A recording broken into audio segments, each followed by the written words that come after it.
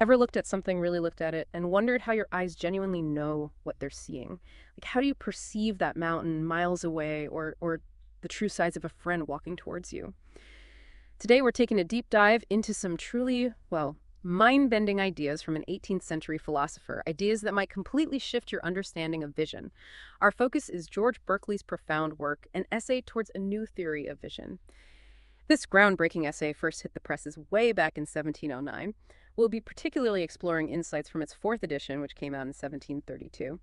Berkeley wasn't just observing the world, he was directly challenging the deepest, most ingrained assumptions about how we experience reality through our eyes. Indeed.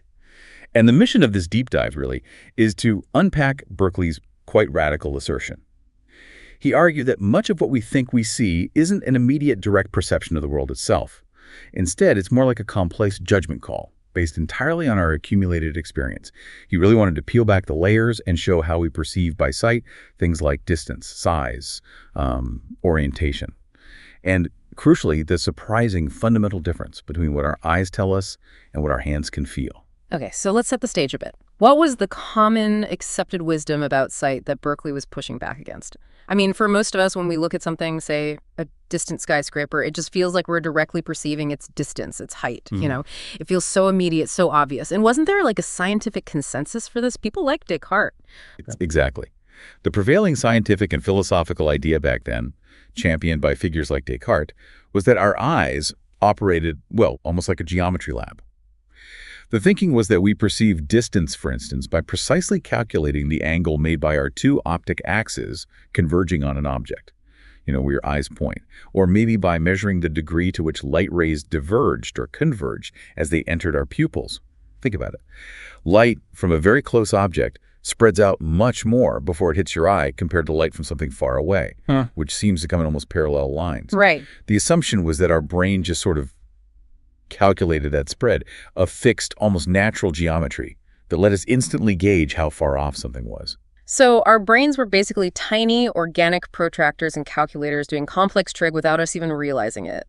That sounds incredibly elegant, almost neat, but I'm guessing Berkeley had some issues with that. He certainly did, yeah. Here's Berkeley's first major challenge to that elegant geometric model. He argues that distance, in itself, simply cannot be seen immediately. From a purely visual standpoint, a line directed endwise to your eye, like a long road stretching out, projects only a single point on your retina. Just one point. Huh. Right. That point doesn't really change much whether the road is a mile long or 10 miles long. Yeah. So visually, how can you immediately tell the distance just from that point? But more importantly, and this is really key, Berkeley asks, are you, the observer, actually aware of these angles or these diverging light rays? Do you consciously perceive these geometric calculations happening in your mind? He argues that these lines and angles, the ones mathematicians talked about, are absolutely not something we consciously perceive or think about. Yeah. As he famously put it, everyone is himself the best judge of what he perceives and whatnot. In vain shall any man tell me various ideas of distance, so long as I myself am conscious of no such thing. His point is, if you don't perceive the means by which you supposedly see distance, how can those means be the actual way you perceive it? It doesn't make sense experientially. That's a really powerful point. If it's not some innate unconscious geometry, then what's truly going on? How does Berkeley propose our vision actually works? Okay, so this is where Berkeley's big idea comes in, and it's pretty revolutionary for the time. He suggests that vision functions much more like a learned language. A language. Yeah. We don't directly see distance or an object's precise size or even its orientation in space. Instead, certain visual sensations, maybe a certain blurriness, a particular color, how distinct an object looks, these sensations suggest these ideas to our mind.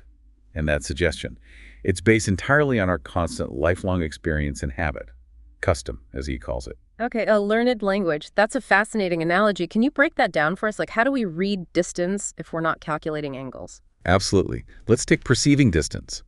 For objects that are far away, Berkeley says our judgment isn't based on some innate calculation. It's an act of judgment grounded on experience. Think about looking across a huge field. Your brain isn't just seeing the distant trees, it's also processing all the stuff in between fence posts, maybe some cows, the texture of the grass. Right, the intermediate objects. Exactly. All those intermediate objects provide crucial cues for your learned sense of distance. Or Think about how a distant object often looks kind of faint and small. We've learned through countless experiences that faintness and smallness often mean something's far away. Okay, that makes sense for far things. What about stuff that's really close? Good question. For near objects, the mind uses different cues, like the sensation arising from the disposition or turn of the eyes. Try this. Hold your finger close to your nose and then slowly move it away. You can actually feel your eyes converging, turning inward, right? Yeah, you can feel that strain. That muscular sensation, that turn of your eyes, is a learned signal of proximity. Or think about the confused appearance of an object as it gets really close. You know, that blurriness when something gets too close to focus properly. Uh-huh. That's what Berkeley means by confused appearance. It's another visual cue our brain learns to associate with extreme closeness. So it's not that we see distance directly, but we see a sort of a collection of signs, like blurriness or eye strain. And we've just learned over time to interpret those signs as this thing is close or that thing is far. Precisely. And the key insight here is that there's no natural or necessary connection between these sensations and actual distance. It's not like the feeling of eye strain is distance. It's entirely because our mind has, through constant experience, found the different sensations corresponding to the different dispositions of the eyes to be attended, each with a different degree of distance. Okay. It's like hearing a familiar sound, say a specific ringtone, that immediately makes you think of a particular person. The sound itself isn't the person, but custom has linked them in your mind. Our eyes are doing something very similar with light, color, and these other sensations. And does this apply to judging size too? Yes, it's the same basic story for perceiving magnitude or size. We don't judge the actual tangible size of things just by visual angles. If we did, a huge distant mountain would look incredibly tiny, wouldn't it? And your thumb held closed could completely block it out. Yeah. Instead, our mind uses cues like the object's apparent size on our retina, sure, but also its distinctness or confusion, how sharp or blurry it looks, and its vigor or faintness, how bright or dim it seems. Again, these are all learned associations. Berkeley points out that the very same patch of color on your retina, the same visible extension, might suggest a huge physical size if it looks like a distant tower, but a much smaller size if it looks like a person standing further away. Because we just know roughly how big towers and people usually are. Exactly. We've learned through experience what a tower-sized patch of faint color means versus a person-sized patch. We interpret based on context and custom. Okay. But what about something really fundamental, like seeing things upright? That feels like it must be built in, right? We know the image on the retina is actually upside down. How does Berkeley handle that classic optics puzzle? Ah, yes, the inverted image problem. It's one of the big head scratchers, and Berkeley's explanation is, well, characteristically elegant. Yes, the physics of light means the image formed on the retina is inverted, yet we perceive the world right side up. Berkeley argues that this, too, is a learned association. He contends that our concepts of up and down, erect and inverted don't primarily come from sight. They come from our sense of touch and our body's orientation in space. We learn what it feels like to reach up or to stand upright against gravity. So it's tied to our physical experience. Precisely. When we physically turn our eyes up to look at something, the light from that object actually falls on the lower part of our retina because of that inversion. Over time, we learn to associate a specific action of looking up and the sensation it produces in our eye muscles with the idea of uppermost derived from touch and posture. It's the action of the eye, combined with our experience of touch and gravity, that guides our judgment, not some magical innate geometric correction happening in the brain. It's learned. Wow. So our entire visual world is, in a way, a sophisticated, learned interpretation, a kind of custom-built reality based on experience. That really does change things. It makes me think about that classic thought experiment. What about someone born blind who suddenly gains sight? What would they see initially? It's a crucial question, one that Berkeley thought about deeply. He argues that such a person, upon first opening their eyes, would have absolutely no concept of distance by sight alone. Zero. The sun, the stars, a person standing right next to them, they would all seem to be right there in his eye, or rather in his mind, as Berkeley puts it. Wow, not out there in space. No. They wouldn't experience them as separate external objects at varying distances. They'd just be a new set of thoughts or sensations, as immediate and undifferentiated as feeling pleasure or pain. Just raw visual data without spatial meaning yet. And think about size.